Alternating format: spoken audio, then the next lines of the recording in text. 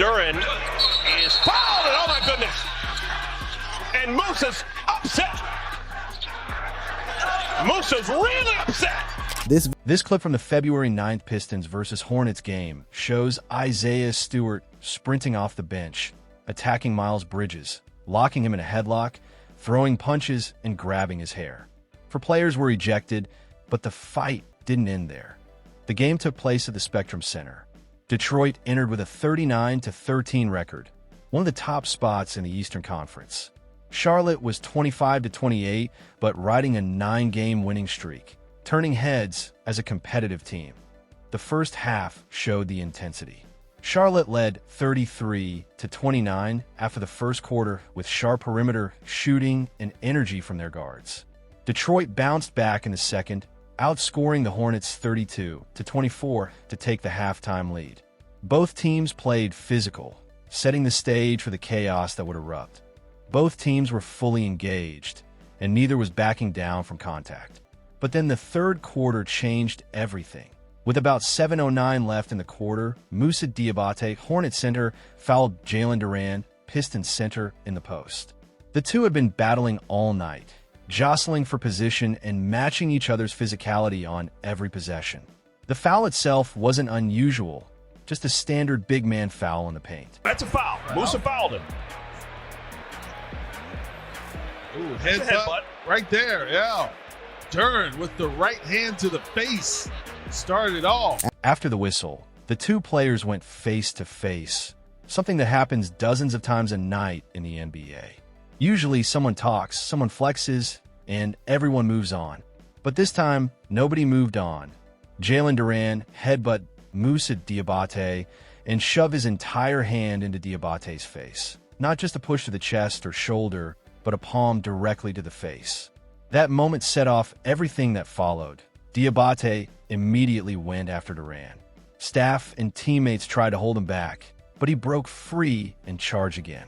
Duran was retreating, not engaging, just moving away from the chaos he had started. Then Miles Bridges entered the scene. Seeing Diabate charging and Duran backing up, Bridges ran across the floor and threw a left-handed punch that nearly connected with Duran.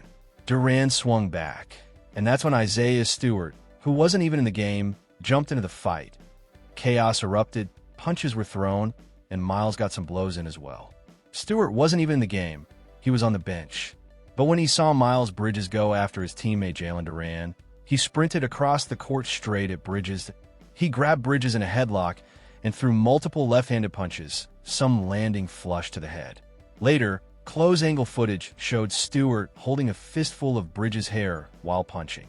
Bridges tried to fight back, even attempting a double-leg takedown, but couldn't bring Stewart down due to the size difference. The two wrestled, swung at each other, and dodged until teammates, officials, and arena security finally separated them. Police were briefly visible on the court during the scuffle. All four players, Duran, Stewart, Moussa Diabate, and Bridges, were ejected. Later in the fourth quarter, Hornets coach Charles Lee was also ejected for arguing calls aggressively. The Pistons won 110-104, but the score didn't matter. The fight stopped the game, paused the broadcast, and within minutes dominated social media. This footage changed everything. The initial broadcast showed the brawl from the standard wide-angle TV shot, bodies colliding, officials scrambling, and players being dragged apart. It was chaotic enough to trend immediately on every social media platform to ESPN's clip, title for players ejected, punches thrown, benches cleared during Pistons. Hornets altercation captured the fight from the foul through the ejections and got hundreds of thousands of views within hours. But the broadcast missed key details. From its overhead angle, massive moments weren't clear. What made this fight truly go viral was the second wave of footage. Hours after the game, leaked clips, alternate angles, and fan-shot videos surfaced on Reddit, TikTok, Instagram, and YouTube. These filled in all the gaps and completely changed the conversation about what actually happened. The biggest revelation? The hair grab. During the live broadcast, Stewart's headlock and punches were visible, but the full details of his grip weren't clear from the main camera angle. That a closer social media angle revealed Stewart holding a fistful of Bridges' hair, while throwing left-handed punches. That detail changed the story completely. What looked like a bench scuffle now felt calculated, controlled, and intentionally violent. Fans weren't just watching a fight. They were seeing one player systematically hold another in place by his hair while hitting him. Another Reddit clip, titled "Alternate Angle Shows Stewart Leaving Bench to Charge Bridges," highlighted the full distance Stewart ran from the bench. He wasn't near the play. He wasn't reacting in the moment. He saw what was happening, made a conscious decision, and sprinted across the court to join a fight that others were already handling. That deliberate action is what sets this apart from a typical NBA scuffle, where two players bump chests and shove each other in the heat of the moment. That a third angle on Reddit focused on Miles Bridges during the grappling. It showed him ducking punches from Isaiah Stewart and going for a double-leg takedown, a wrestling move, but he was overpowered by the size difference. Fans debated whether Bridges held his own or got dominated, with opinions often shaped by which clip they saw first. Clips spread quickly across social media. House of Highlights posted TikToks that racked up millions of views. One showing Stewart's full sprint from the bench, captioned, "Isaiah Stewart ran straight for Miles Bridges." Another showing the full ejection sequence starting with the Diabate Duran foul. Fox 2 Detroit made an Instagram reel mixing fan reactions and fight footage. YouTube Shorts gave a fast overview, including the coach's ejection. Even NBA on NBC posted a breakdown with commentary on the Diabate Duran escalation. Each new angle revealed something new. The broadcast showed the fight. The leaked footage revealed intent. The hair grab, the clean punches, the desperation as both players tried to hurt each other while being pulled apart. That's why the footage didn't just fade away. Every time viewers thought they'd seen the full picture, another clip surfaced, forcing everyone to watch again. Isaiah Stewart, repeat offender. Even if this had been Isaiah Stewart's first on-court incident, it would have made national headlines. Leaving the bench to charge an opponent, locking him in a headlock, and punching him while holding his hair is a major story no matter who's involved. But this wasn't his first. Not his second. Not even his third. That history, the repeated pattern of escalation, is what turns this from a single fight into a potentially career-defining moment, and from a suspension into a reckoning. Most fans first heard of Stewart's on-court violence in November 2021, when he charged at LeBron James during a Lakers Pistons game after a flagrant foul left him bloodied above the eye. The images became infamous.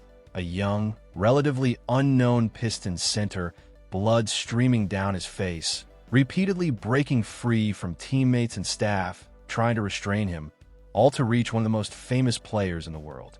Stewart was finally removed after half a dozen people tried multiple times, and he was suspended 2 games.